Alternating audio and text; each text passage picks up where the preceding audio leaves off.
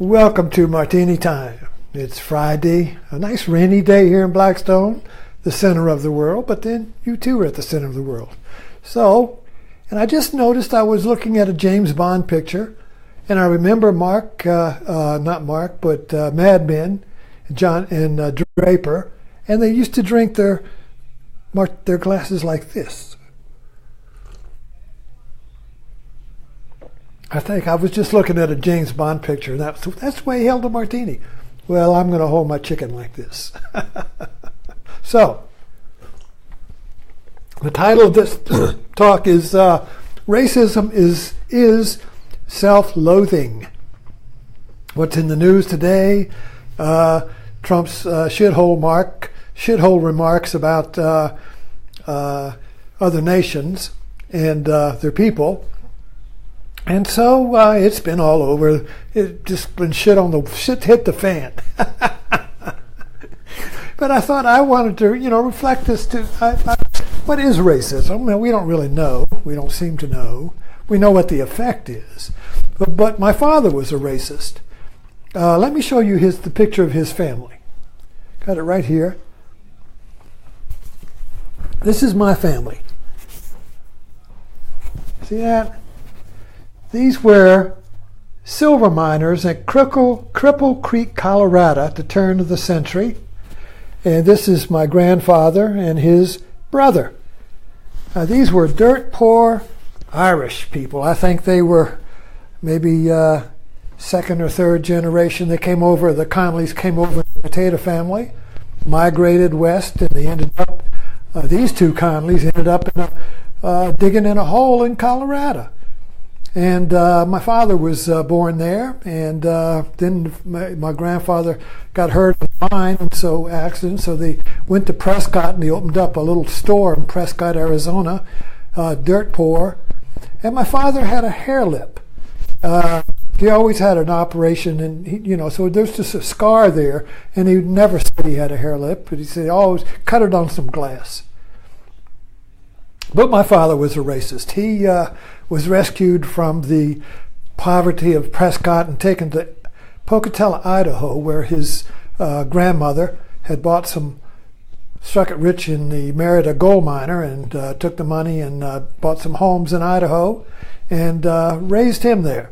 And he strived. He had an operation to fix his hair lip, and he got to the University of Idaho, and then he got an appointment to Annapolis. In 1929, he graduated, and then he spent his life as a naval officer with the gold dripping off his shoulders in the brim, and the Son of God, the naval officer from Annapolis, you see. But he hated, he hated black people and Italians. Anybody. In my experience of it was, in the car, it was always yelling about the niggers getting out of the way. And then, when I was in ninth grade, I had never had a date before. And a little Italian girl asked me to go to the high school dance. And I was so happy, wow. And so I told my father that I'd been asked to the dance. And he said, well, you're not going with any wop. You tell her you can't go. So I had to tell the girl that I couldn't go, and her sister spit on me. So that was my first personal experience with racism. And my second most vivid experience of it was in the early 60s when Martin Luther King was marching in St. Petersburg, and my father had retired from the Navy and was living down there, and I would go down there for the vacations, which is basically how long do I have to stay. And so we got into an argument in the kitchen about Martin Luther King, and it ended up, and I've been driving, it ended up with him, his face livid. You're not going to make a nigger lover out of me.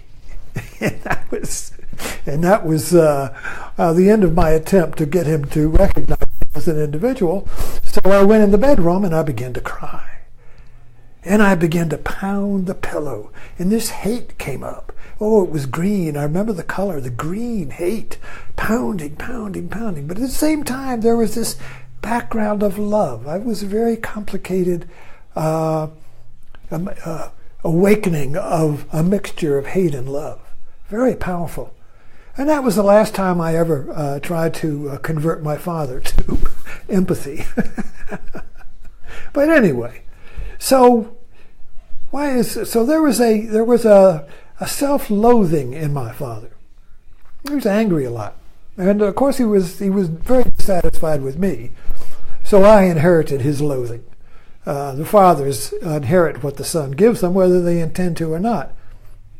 So I inherited my father's self-loathing and began to loathe myself. And self-loathing is a very curious thing because you're not conscious of it. You have to, you can be, or you reverse it the other way and become. In other words, you go into a depression. I'm no good. You pull back. I'm not worthy, or you become super worthy. You see. So self-loathing can be either a withdrawal into I'm no good, nobody likes me, I'll just stay in my room, I'll hide in a closet, I can't stand myself. Or you go into an overcompensation and become and invest in a big super ego, or and I think so that and so but the self-loathing has to be maintained. I wrote today. So I remember what I wrote, but I thought it was pretty succinct, and it was self-loathing creates. I was thinking of Trump. In other words, if you loathe yourself, you're going to affirm the loathing by making other people loathe you. In other words, you want to be able to completely. The whole idea about self-loathing is you want to get it out of you. You can't stand it. It's pain in there. It's pain.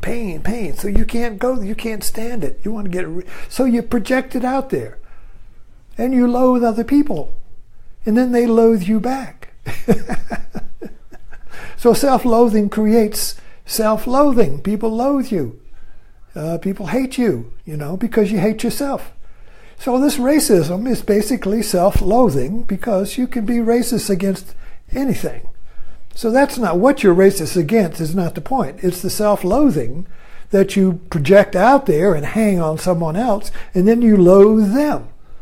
And then you want to get rid of them. So you try to get rid of your own self-loathing by throwing it out on somebody else and then getting rid of them. I'll erase them, you see. I'll build a wall and keep them out, you see. So all that is a misplaced way of getting rid of your loathing.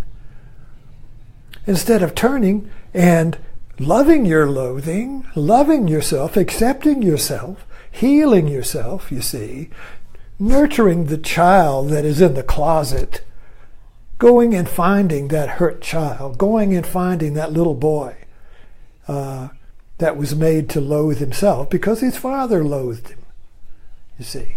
His father didn't accept him. So the little boy began to wonder, what's wrong with me? Does Daddy love me? You see, I remember asking my mother, does Daddy love me? You shouldn't have to ask your mother if your father loves you or not, you see. There shouldn't be that question. There shouldn't be that doubt, you see. So this self-loathing, we should have compassion for you at the same time. At the same time, you can't say, oh, it's okay. And the problem with Trump is, now somebody, Carlson, I think, says, well, Trump is just talking like everybody talks. Well, that's true. On my Facebook page, there's a lot of self-loathing. There's a lot of loathing coming up in these hate memes, and people loathing, a lot of hate and a lot of misery, self-loathing. And so that's the way people talk. But the problem is, Trump is not a people. Trump is the president. See? Which is something he is loathed to accept. He can't accept the president. He can't be a president because of his self-loathing. You see? So anyway, this self-loathing is a very interesting feature, and I think we all have a little bit of it. I think Buddha called it ignorance. So there's always a little bit of self-loathing going on, to a great degree, to a little degree. So we have to become sensitive to our self-loathing and catch it, when it's just sticking its head up, you see, and welcoming it. Say, oh, there it is. Isn't that interesting? That's my self-loathing. It's not really that bad. I accept it. I don't have to act on it.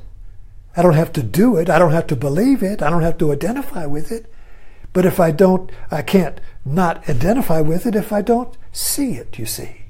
If I refuse to see it, I'm going to project it out there on somebody else, and then I'll see it. Ha-ha.